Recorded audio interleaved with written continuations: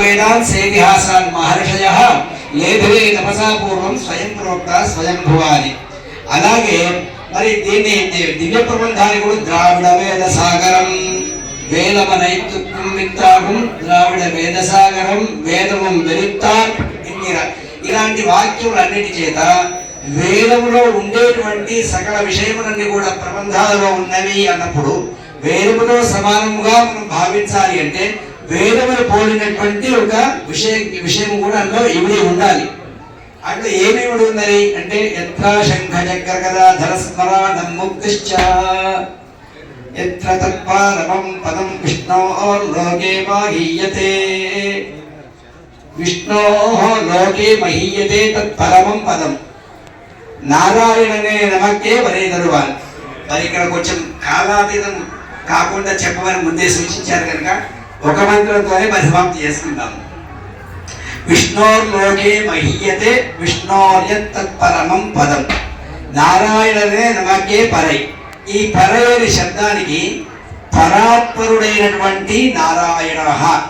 ఈ నారాయణుడికి ఇంకోటి ఏమిటంటే లోకనాథ అనే వేదం ఒక టైటిల్ ఇచ్చింది.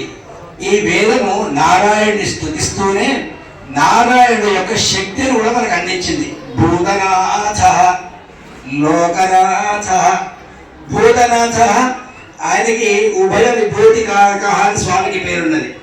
ఈ పంచీకరణ మంది శాస్త్రకారులు చెప్తుంటారు.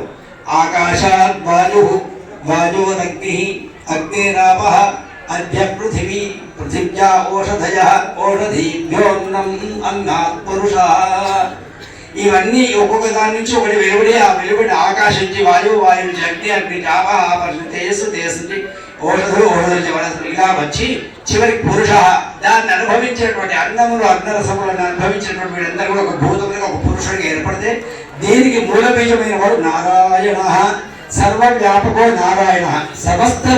సమస్తములన్నింటినీ కూడా అన్నింటినీ వ్యాపించేవాడు అని అర్థం ఒకటైతే ఇక్కడ ఉన్నప్పుడు మనకన్నిటికీ ఎంత సహజంగా మనకు ఒక గుణం ఉంటుంది. ఏంటంటే రుద్రోగం మమ సూర్య హరిమాణంచనాశయ శుకే శుకే హరిబాణం రోపణాకాశద్భసి అని మనకి సూర్య స్తుతి ఉన్నది వేదంలో.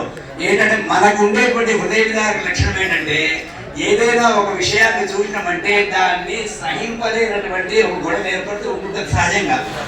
అది ఎవరు కూడా దాన్ని పరీక్షించినా కనిపించినటువంటి రహస్య స్థావరంలో ఇవిడి ఉంటుంది. దానికి పేరు దహరాకాశం అని పేరు. కానీ ఆయన ఉండవలసిన స్థానం కూడా ఆ దహరాకాశం ఉండేవాడిని పక్కకు పెట్టేసి ఈ దహరాకాశంలో మన యొక్క భావజాలాన్ని జోడిస్తుంటాం. కనుక అంతర్హృదయంలో ఉండేటువంటి నారాయణ శబ్దానికి వాచ్యుడైనటువంటి ప్రతిపదార్థంలో ఉండేటువంటి తత్వం మనకి దర్శించలేము. ఆ వేదం చెప్పింది ఎలాగా దర్శించవచ్చు అనేది. అందుకే మనకి ఈ ద్రవిడ వేదం ఇలాగా వేదములన్నీ కూడా ఋషుల ద్వారా ఉపాసింపబడి అంతర్హితములైనటువంటి వేదములు మనకు అందినట్టుగానే ఒకనొక సమయంలో నమ్మాళ్ళ ద్వారా ఈ లోకానికి అందిన అన్ని ప్రబంధములు తిరిగి స్వామి పరమపదానికి వేం చేసిన తర్వాత మనకు అందించడానికి మార్గము లేకపోతే తిరిగి మళ్ళీ వారే మన గురించి లోకానికి నుంచి రెండవసారి అనుగ్రహించడం చేత అది ప్రబంధములు దివ్య ప్రబంధములు అయినాయి. ద్రావిడ వేద సాగరం అంటే ఇందులో ఉండేటువంటి విషయాలన్నింటినీ కూడా ఈ విషయాలు వేదంలో ఉండే విషయాల్ని బాగా ఉపాసించి నారాయణ శబ్దము అనే ఒకటే కాకుండా మనకి రెండో శబ్దంలో శయ్యాదర శయ్యం తీర్కురుడై శంరోధం చెయ్యకూడని పనులు ఎవరు చెప్పారు? ఏం చేయకూడదని పనులు ఎవరు చెప్పారు? మనకి వేదం చెప్పింది. యాన్యనవద్యాని కర్మాణి తాని సేవితవ్యాని నో ఇతరాని యాన్యస్మాకం సుచరితాని తాని త్వయోపాస్యాని యాని అవద్యాని కర్మాణి తాని సేవితవ్యాని నో ఇతరాని. మనం చేయవలసిన పనులని ఏవి చేయకుండా వదిలిపెట్టద్దు. చేయకూడని పనుల మీద ఆసక్తి చూపించి చేయడానికి ప్రయత్నించవద్దు. ఏమి చేయకూడదు ఏమి చేయవచ్చునో వేదంలో చెప్పబడింది. ఏం చెప్పబడింది వేదంలో అంటే పూర్వముల చేత అనుష్ఠించినటువంటి విషయములన్నింటినీ బాగా ఆచరించవలసిందే. పెద్దవాళ్ళు అంగీకరించినటువంటిది పెద్దలు ఆమోదించినటువంటి కర్మల్ని ఆచరించకూడదు. అందులో ఏముంది అంటే ధర్మ అర్థ కామ మోక్షములు. ధర్మము అంటే ఇప్పుడు అయ్యముం పిచ్చయం ఆందనయం కైహాటి.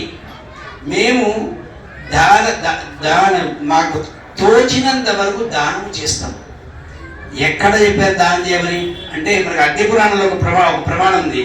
దానం చేసేవాడు ఎలా ఉండాలి, దానం తీసుకుంటున్నవాడు.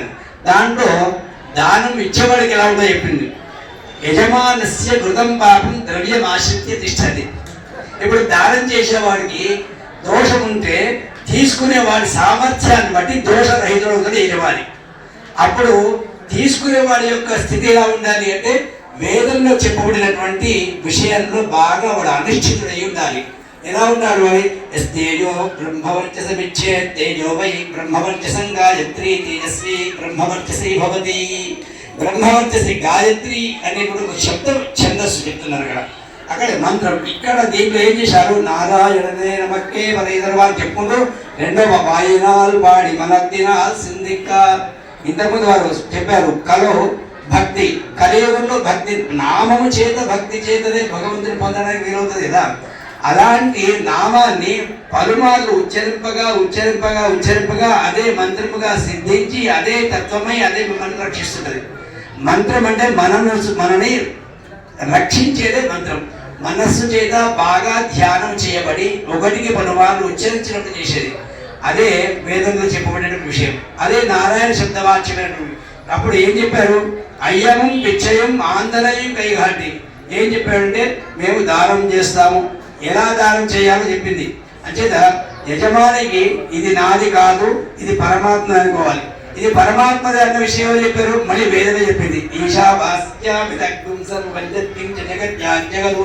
తాను అనుభవించి ఇచ్చినటువంటి ద్రవ్యాన్ని మనం కదా అనుభవిస్తున్నాం.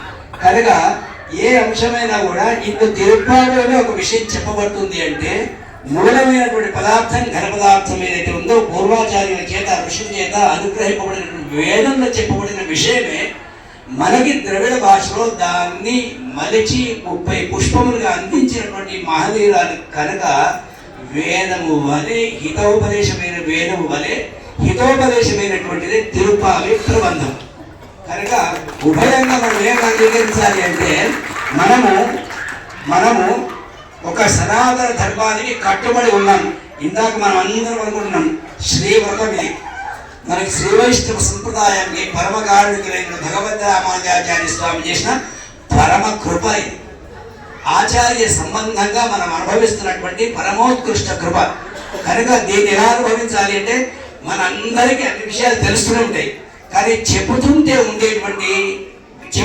వింటుంటే ఉండేటువంటి ఒక తృప్తి మనం చదివినప్పుడు రాదు. అందుకే వీడికి శృతవాక్యములని పేరు. అంటే వేదానికి ఉపదేశం చేసేవాళ్ళు ఒకరు ఉంటారు, ఉపదేశం తీసుకునే వాళ్ళు ఉంటారు. దానికి ఉచ్చారణ అనూచ్చారణ క్రమపూర్వకం అంటారు. ఒకరు ఉచ్చరిస్తుంటే దాన్ని అనూచ్చారణ చేస్తుంటారు.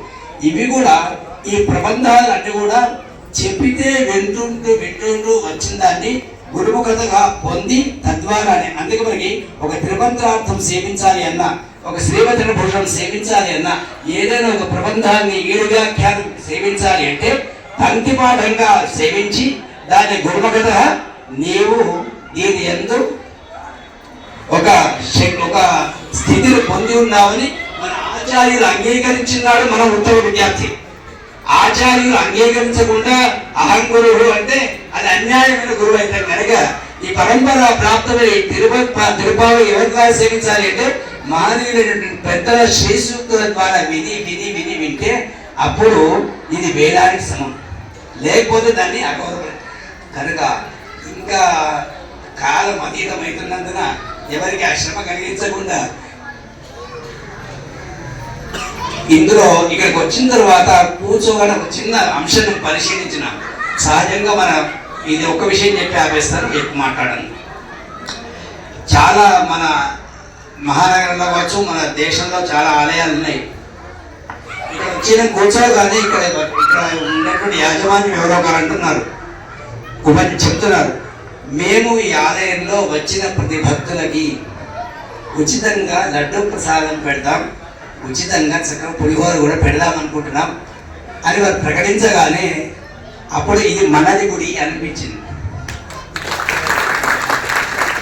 30 రూపాయలకి దర్శనము, 50 రూపాయలకి టెంక, 100 రూపాయలకి లడ్డు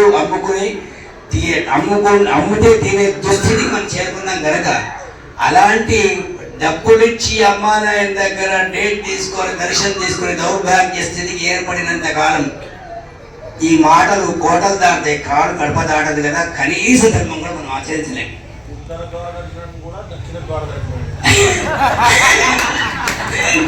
అంచేత వారు అది ఒకటే కాకుండా వారికి ఒక సముచితమైన సలహా, వారికి ఇష్టం ఉండదో ఇక్కడ ప్రాంతం వాళ్ళు ఎట్లా ఉంటారో మాకు తెలియదు, కానీ ఆలయం లోపలికి వచ్చిన తర్వాత మనం ఏ ఆలయానికి వెళ్ళవచ్చు, విష్ణువాలయమా, శివాలయమా, శక్తి ఆలయమా, మీ ఇష్టమున్న ఆలయానికి వెళ్ళండి.